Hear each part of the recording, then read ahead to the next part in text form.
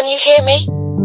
As I wandered through the dense woods, a voice whispered from the shadows, "Can you hear me?" My heart raced as I realized I was not alone, yet no one emerged from the darkness, leaving me to confront the chilling unknown.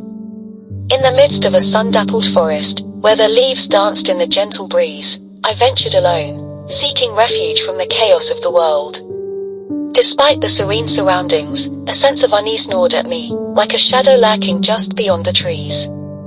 As I walked deeper into the heart of the woods, the chirping of birds and the rustle of leaves filled the air with a symphony of nature's song. But amidst the peaceful melody, a discordant note sounded, a faint whisper, barely audible above the rustling leaves. "Can you hear me?" the voice murmured, sending a chill down my spine.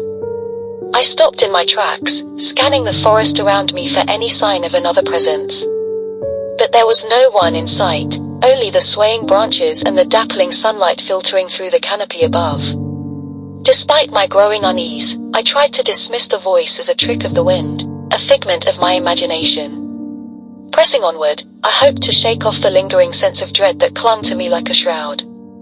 But with each step I took, the whispers grew louder, more insistent, as if they were trying to draw me deeper into the heart of the forest. I reached a small clearing bathed in golden sunlight, the perfect spot to rest and gather my thoughts.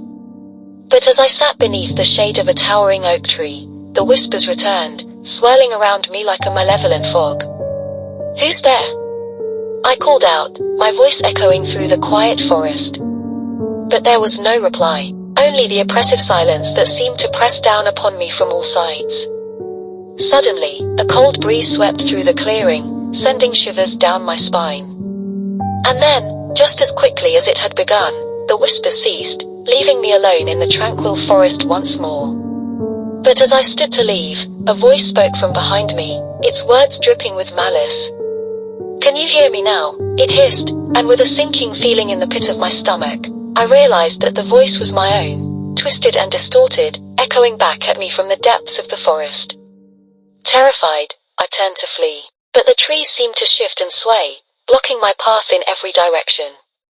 Trapped in the maze of shadows, I knew that escape was impossible, and that the voice would haunt me for eternity.